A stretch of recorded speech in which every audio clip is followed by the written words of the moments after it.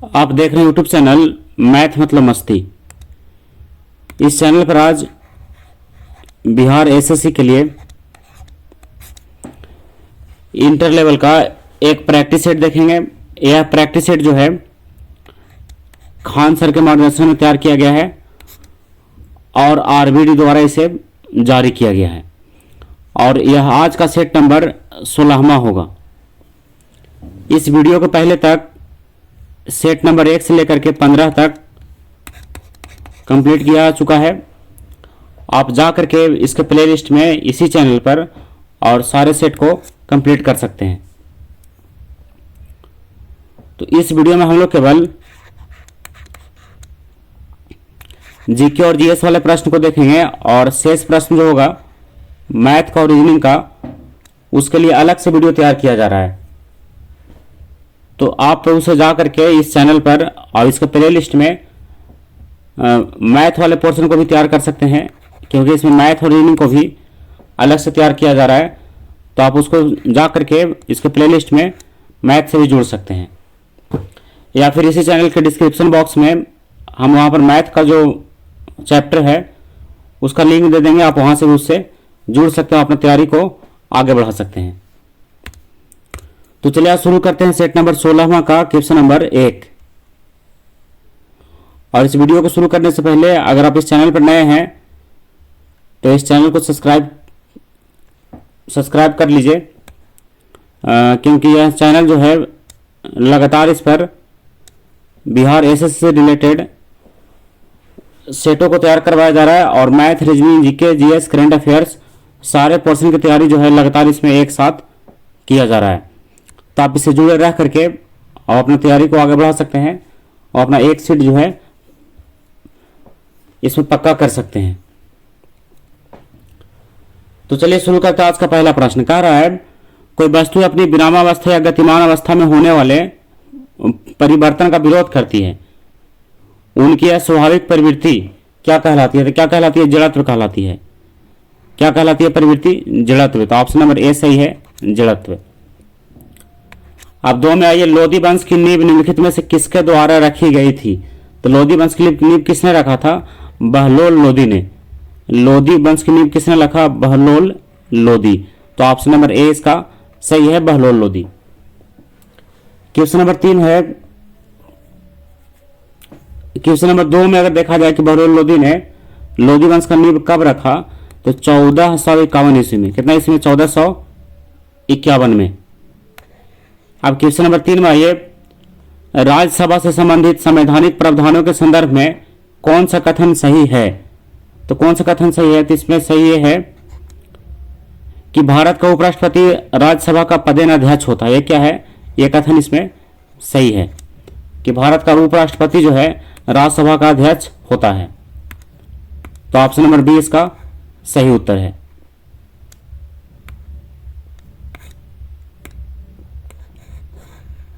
अब question number 4 में आइए,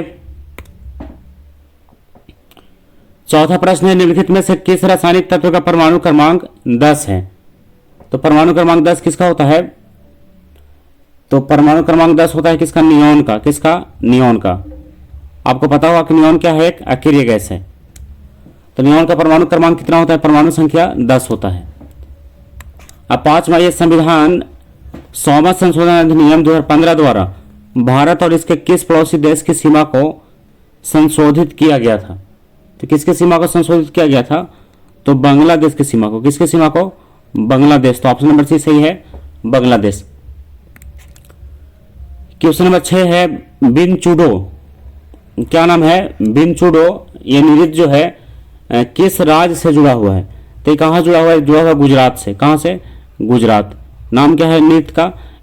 बिनचुडो। क्वेश्चन नंबर 7 है, 1925 में घटित हुआ निम्नलिखित में से कौन सा षड्यंत्र ट्रेन डकैती से संबंधित है? तो कौन सा षड्यंत्र है? तो काकोरी षड्यंत्र। कौन सा षड्यंत्र? काकोरी षड्यंत्र।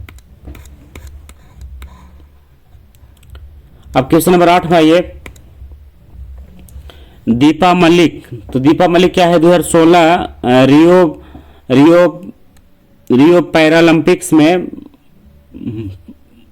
पदक जीतने वाली भारत की पहली महिला पैरा एथलीट है? फिर से मिलाते हैं इसको। दीपा मलिक जो है 2016 में, कब? 2016 में रियो पैरा ओलंपिक्स में पदक जीतने वाली भारत की पहली महिला पैरा एथलीट है। और कितने ईस्वी में जीती है? 2016 में। तो ऑप्शन नंबर ए इसका सही है, 2016। अब 9 में आइए, ओलंपिक चार्टर के मौलिक सिद्धांत किसके द्वारा लिखित दस्तावेज पर आधारित है? इसका सही उत्तर है पियरे डे कोबेर्टिन। फिर से नाम को एक मिलाते हैं, नाम थोड़ा टेढ़ा लग रहा है। Pierre de Coubertin. क्या है? Pierre de Coubertin. तो ऑप्शन नंबर ए इसका सही है। ओलंपिक चार्टर का मौलिक सिद्धांत जो है इन्हीं के दस्तावेज पर लिखित है। क्वेश्चन नंबर 10 में आइए, अमेरिका की पहली महिला उपराष्ट्रपति कमला हैरिस का मूल परिवार भारत के किस राज्य से जुड़ा हुआ है? तो भारत के किस राज्य से जुड़ा हुआ है? तमिलनाडु से। कहां से? तमिलनाडु से। कमला हैरिस अमेरिका के उपराष्ट्रपति का परिवार जो है तमिलनाडु से जुड़ा हुआ है, यानी तमिलनाडु के ये रहने वाली थी, ये हो या फिर इनका फैमिली हो। अब आइए क्वेश्चन नंबर 11 में, निम्नलिखित में से कौन सा सही है? तो देखिए कौन सा सही है इसमें। तो इसमें सही है कि एक फ्राइंग पैन एक अपारदर्शी वस्तु का एक उदाहरण है। एक फ्राइंग पैन क्या है? एक अपारदर्शी वस्तु का एक उदाहरण है। तो ऑप्शन नंबर 20 का सही है। अब 12 में आइए, रेचना दोआब निम्नलिखित में से किन दो नदियों के बीच स्थित है? रेचना दोआब तो किसके बीच स्थित है? तो यह स्थित है किसके बीच? रावी और चिनाब के बीच। किसके बीच? रावी और चिनाब। कौन सा दोआब? रेचना दोआब। तो ऑप्शन नंबर बी सही है। अब आइए 13 में, कह रहा है वसंत विषुव के अगले दिन यानी 22 मार्च से भारतीय राष्ट्रीय कैलेंडर वर्ष का कौन सा महीना आरंभ होता है? तो कौन सा महीना आरंभ होता है? तो होता है चैत्र। कहां शुरू होता है? चैत से। चैत्र, बैसाख, जेठ, आषाढ़, आपको पता होगा। अगला प्रश्न है, अर्थव्यवस्था में गंभीर तनाव के समय इनमें से कौन सा अनुच्छेद सरकार को अपने राजकोषीय घाटे के लक्ष्य से 0.5% पॉइंट तक विचलन की अनुमति देता है? तो कौन सा अनुच्छेद है? तो अनुच्छेद है कौन सा? राहतकारी अनुच्छेद। कौन सा अनुच्छेद? राहतकारी अनुच्छेद। तो ऑप्शन नंबर सी सही है। अब क्वेश्चन नंबर 15 में आइए, भारत के प्राचीन इतिहास के संदर्भ में अशोक स्तंभ का संबंध किस स्थान से है? तो किस स्थान से है? तो सांची से। कहां से? सांची। 16 है, सुभाष चंद्र बोस ब्रिटिश सरकार की नजरबंदी से किस वर्ष भाग निकले थे? तो किस वर्ष भाग निकले थे? 1941 में। कब? 1941। तो ऑप्शन नंबर सी सही, 1941। 17 में आइए,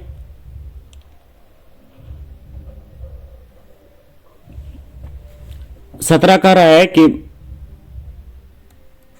ये कह रहा है द्वयाधिकार। क्या है ये? द्वयाधिकार एक प्रकार का अल्पाधिकार है जिसमें किसी बाजार पर दो फर्मों का प्रभुत्व या अनन्य नियंत्रण होता है। कितने का? दो फर्मों का द्वयाधिकार में। तो ऑप्शन नंबर ए इसका सही है।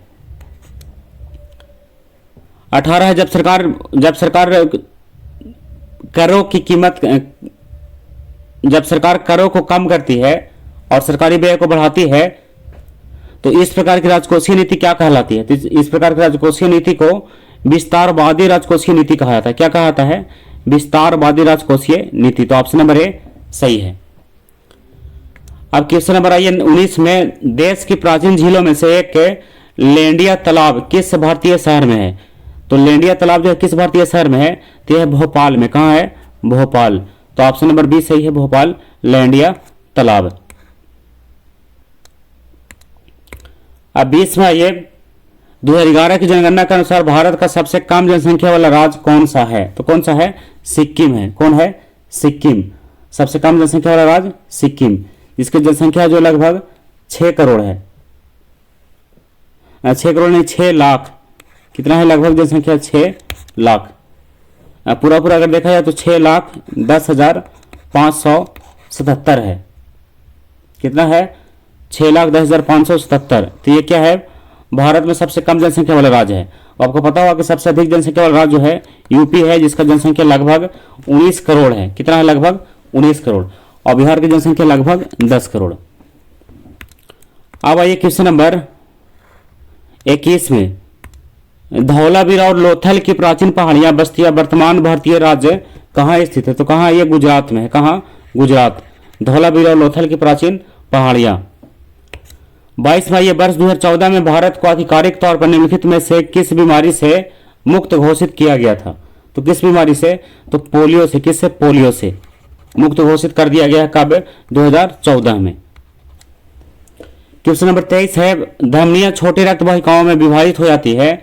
ऊतकों तक पहुंचने पर वे अत्यंत पतली नलिकाओं में विभाजित हो जाती है, जिन्हें कहा जाता है। तो क्या कहा जाता है? कोशिका कहा जाता है। क्या कहा जाता है इसको? कोशिका। तो ऑप्शन नंबर सी सही है, कोशिका। अब 24 मई मुगल बादशाह अकबर के किस वित्त मंत्री ने दहसाला नामक कराधान की प्रणाली शुरू की थी? तो किसने शुरू किया था? तो राजा टोडरमल ने। किसने? राजा टोडरमल। तो ऑप्शन नंबर डी सही है, राजा टोडरमल।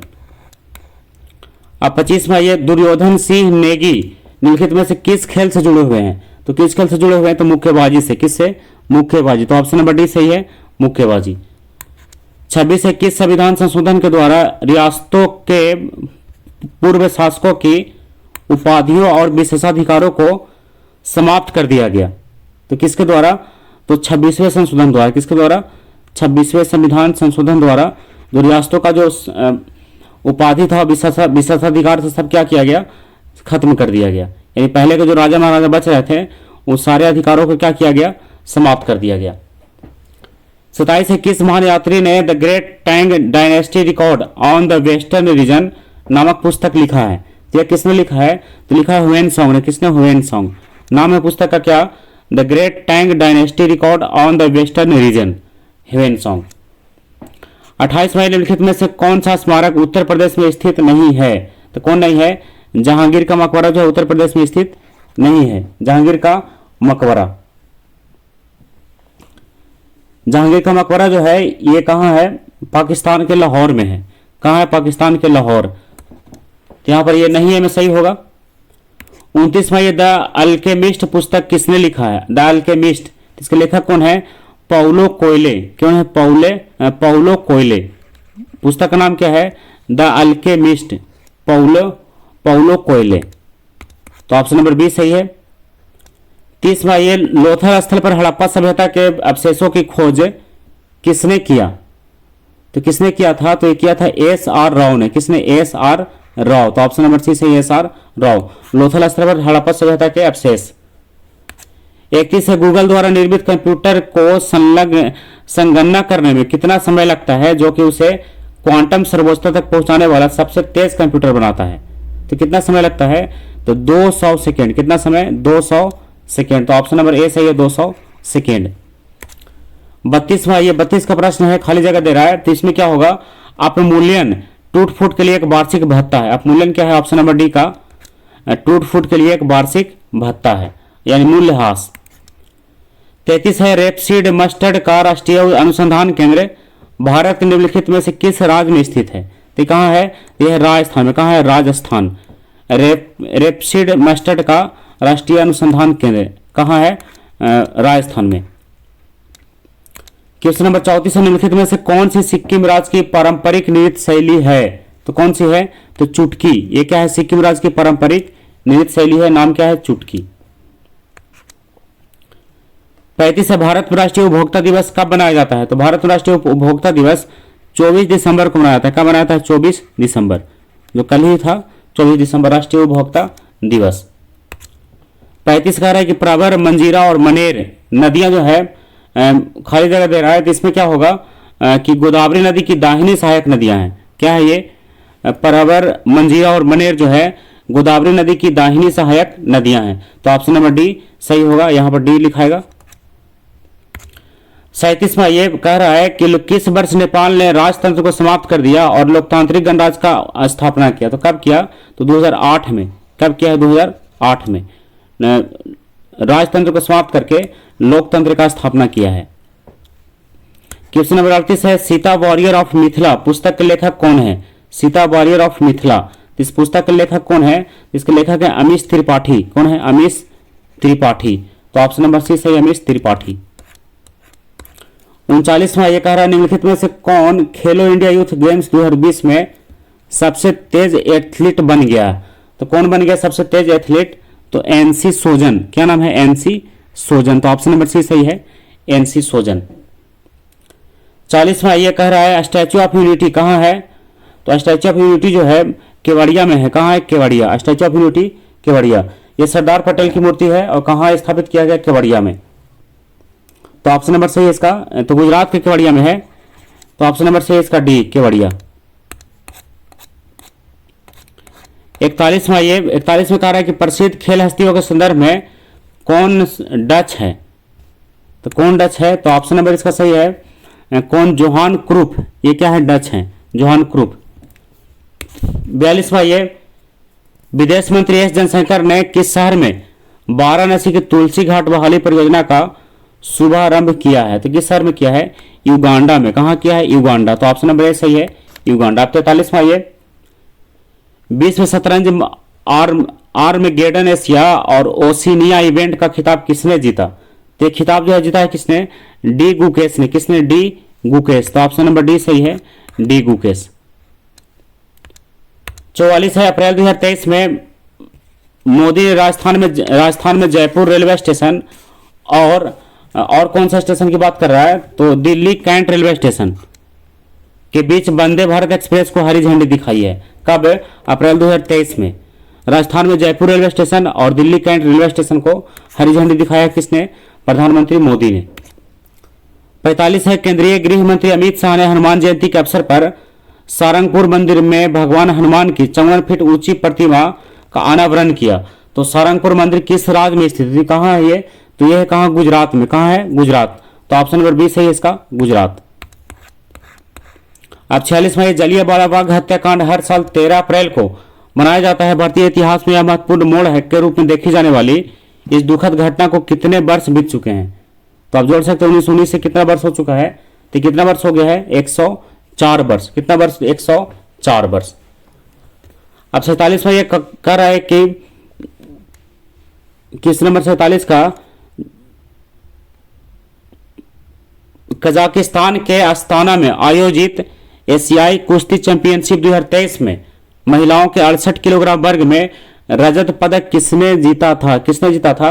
निशा दाहिया ने। किसने? निशा दाहिया। कहाँ आयोजित हुआ था ये? अस्ताना में। अस्ताना में। कहाँ? किस शहर में? कजाकिस्तान के अस्ताना में। तो किसने जीता 68 किलोग्राम वर्ग में रजत पदक? तो निशा दाहिया ने। तो ऑप्शन नंबर सी सही है, निशा दाहिया। 48वां ये कौन सा देश मई 2023 में अपने अंतरिक्ष विकास कार्यक्रम के हिस्से के रूप में घरेलू स्तर पर निर्मित रॉकेट पर वाणिज्यिक द्विग्रेड उपग्रह का पहला प्रक्षेपण करेगा? तो कौन सा देश करेगा? तो दक्षिण कोरिया। कौन करेगा? दक्षिण कोरिया। तो ऑप्शन नंबर डी से दक्षिण कोरिया। 49वां ये दूसरी महिला 20 अंतर्राष्ट्रीय बैठक किस शहर में आयोजित की गई? तो कहाँ आयोजन किया गया इसका? तो जयपुर में। कहाँ? जयपुर। तो ऑप्शन नंबर डी से जयपुर। 50 है किस सोशल मीडिया प्लेटफॉर्म में स्टे सेफ नामक एक नया अभियान शुरू किया है? तो किसने शुरू किया है? ये शुरू किया है कि इंस्टाग्राम ने। किसने? इंस्टाग्राम ने। कौन सा प्रोग्राम? स्टे सेफ नामक नया अभियान, स्टे सेफ। 51 है कॉपी किए गए टेस्ट को पेस्ट करने के लिए प्रयुक्त शॉर्टकट कुंजी कौन सी है? इसके लिए शॉर्टकट कुंजी कौन सी है? तो Ctrl+V। कौन? Ctrl+V क्या है? कॉपी किए गए टेस्ट को पेस्ट करने का शॉर्टकट कुंजी है Ctrl+V। 52 है एक वयस्क मानव हृदय का औसतन वजन लगभग कितना होता है? तो कितना होता है? लगभग 300 ग्राम। कितना ग्राम? लगभग 300 ग्राम। अब आइए 52 में कह रहा है कि प्रोटोप्लाज्म शब्द किससे गढ़ा या किसने गढ़ा? तो किसने गढ़ा है? कौन सा शब्द? प्रोटोप्लाज्म। तो इसका जन्मदाता कौन है? तो जोहान एम्बेजिलिस्ट पुरकिंजे। नाम एक बार फिर से मिला लीजिए, जोहान एम्बेजिलिस्ट पुरकिंजे। कौन सा शब्द? प्रोटोप्लाज्म नामक शब्द। 54 है निम्न में से कौन सा पशु उत्तक प्रकार नहीं है? तो कौन नहीं है? तो मेरिस्टेमेटिक उत्तक। ये क्या है? पशु उत्तक प्रकार नहीं है, मेरिस्टेमेटिक उत्तक। ऑप्शन नंबर ए सही होगा। 55वां इनमें से किसे आधुनिक वनस्पति विज्ञान का जनक माना जाता है? तो आधुनिक वनस्पति विज्ञान का जनक किसे माना जाता है? तो माना जाता है किसको? कार्ल लिनियस को। किसको? Karl Linnaeus. तो ऑप्शन नंबर सी सही है, कार्ल लिनियस। 56वां, ये निम्नलिखित में से कौन सी झूठ का पता लगाने वाली मशीन है? तो झूठ की पता लगाने वाली मशीन कौन सा है? पॉलीग्राफ। क्या है? Polygraph test. ये झूठ को पता लगाने वाला मशीन, एक जांच है। 57 है, इंटरनेट पर किसी कंप्यूटर को किसके द्वारा पहचाना जाता है? तो पहचानने का क्या है? तो इसमें आईपी एड्रेस द्वारा। किसके द्वारा? IP address. इंटरनेट पर कंप्यूटर को पहचानने के लिए आईपी एड्रेस। 58 इनमें से किस संघ के सदस्य मुक्त जीवन जीने वाले विशिष्ट समुद्री जीव होते हैं? तो किस संघ के सदस्य होते हैं? तो एनाइनोडर्मेटा। क्या नाम है? एकाई है। क्या नाम है? एकाइनोडर्मेटा। एकाइनोडर्मेटा। तो एकाइनोडर्मेटा जो है, इसके सदस्य जो है मुक्त जीवन जीने वाले विशिष्ट समुद्री जीव हैं। 59 है, मानव शरीर में 29 हड्डियां होती हैं, इनमें से कौन सा वर्गीकरण सही है? तो 29 हड्डी को जोड़कर बताना है कि कहां कहां होता है मानव सिर में। शरीर नहीं, सिर की बात कर रहा है। तो देखिए इसमें कौन सा सही है? इसमें सही है कि माथा में 8 गो, चेहरा में 14 गो, कान में 6 गो और कंठाकस्थि में 1 गो। तो 14 8 22 और 6 28 और 1 29 गो। तो ऑप्शन बी जो है इसका सही है। माथा में 8, चेहरा में 14, कान में 6 और कंठास्थि में 1। 60 है, एक्सेल 2010 की एक शीट में कितने कॉलम होते हैं? तो कितने कॉलम होते हैं? तो 16,384 कॉलम। कितना कॉलम? 16,384। 62 में आइए, 61 में,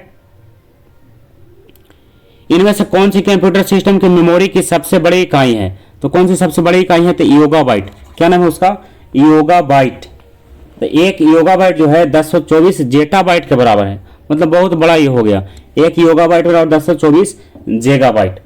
और जेगाबाइट को अगर आगे बढ़ाया जाए तो इसमें बहुत सारा आगे बढ़ेगा, है ना, जाकर के गीगाबाइट तक रुकेगा।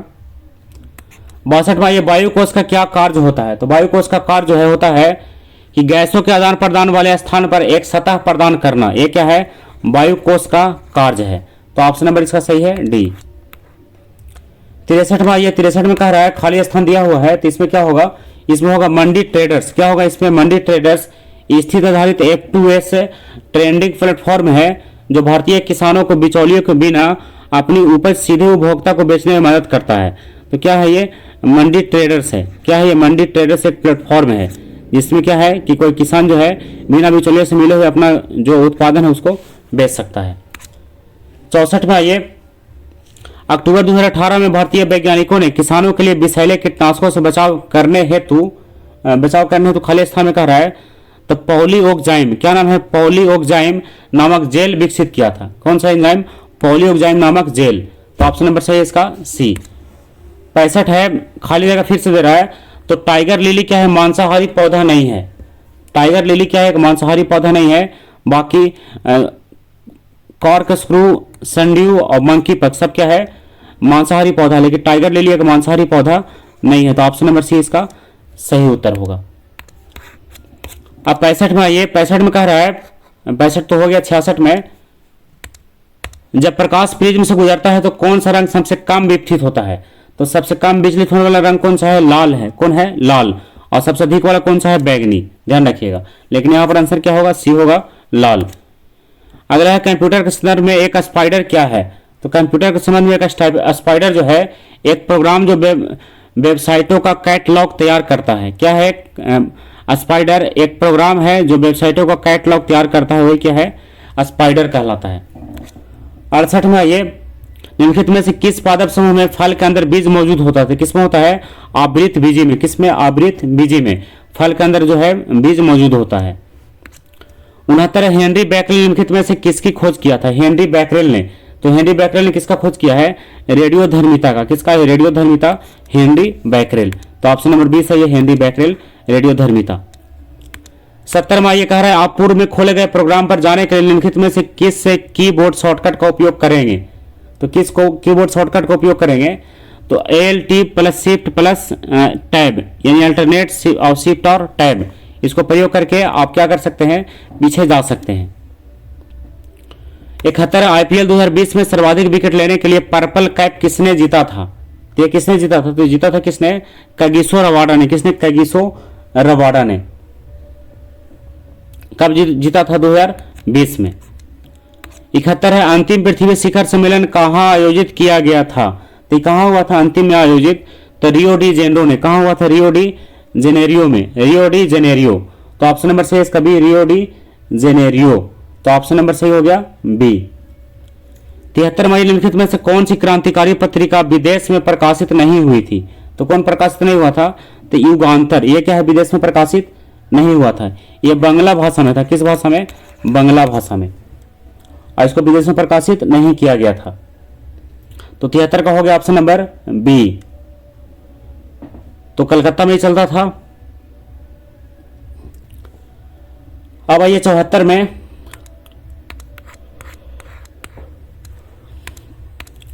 कह रहा है कि बुलंद दरवाजा किस शहर में है? तो बुलंद दरवाजा जो कहाँ है? तो ये फतेहपुर सीकरी में है। कहाँ है ये बुलंद दरवाजा? फतेहपुर सीकरी। इसका निर्माण जो है 1602 में हुआ है। कब हुआ है? 1602 में। और किसने करवाया है? तो करवाया है अकबर ने। किसने? अकबर ने। यह दरवाजा जो है विश्व का सबसे बड़ा द्वार है। 75 है कि निम्नलिखित में से कौन सा माइक्रोसॉफ्ट ऑफिस 2019 पैकेज का हिस्सा नहीं है? तो कौन नहीं है? कीनोट। कीनोट क्या है? माइक्रोसॉफ्ट ऑफिस 2019 का हिस्सा नहीं है। 76 में आइए, कह रहा है निम्नलिखित में से किस भाषा को भारत की अनुसूचित भाषा का दर्जा प्राप्त नहीं है? तो किस भाषा को? तो गढ़वाली भाषा को। किस भाषा को? गढ़वाली भाषा को एक के अनुसूचित भाषा का दर्जा प्राप्त नहीं है। तो गढ़वाली उत्तराखंड में बोले जाने वाली एक भाषा है। कौन सा? गढ़वाली। 77 निम्नलिखित में से कौन सा आश्रम महात्मा गांधी द्वारा स्थापित नहीं किया गया था? तो नहीं किया जाने वाला कौन सा है? तो पवनार आश्रम। कौन सा आश्रम? पवनार आश्रम। इसका स्थापना जो महात्मा गांधी ने नहीं किया था। यह आश्रम जो है महाराष्ट्र के वर्धा जिले में धाम नदी के तट पर स्थित है। कौन सा आश्रम? पवनार आश्रम। 78 है, पक्षियों में इनमें से कौन सी प्रजाति गंभीर रूप से लुप्त प्राय है? तो कौन सा है? तो ग्रेट इंडियन बस्टर्ड। ये क्या है? गंभीर रूप से लुप्त प्राय है, यानी बहुत तेजी से इसका जो है यहां से लुप्त हो रहा है। अगला प्रश्न है आज के लिए लास्ट होगा, भारत में सर्वप्रथम कम्युनिस्ट सरकार किस राज्य में बनी थी? तो सबसे पहले कहां बना था? तो केरल में। कहां? केरल में। कम्युनिस्ट सरकार कब बना? भारत में सबसे पहले केरल में बना, और बना ये 1925 में। कहां बना? तो केरल में, लेकिन कब बना? 1925 में। तो आज का वीडियो जो है क्वेश्चन नंबर 1 से लेकर के 79 तक कंप्लीट हो गया। तो अगला वीडियो हम लोग इसी का सेट नंबर 17 देखेंगे। तब तक के लिए बाय।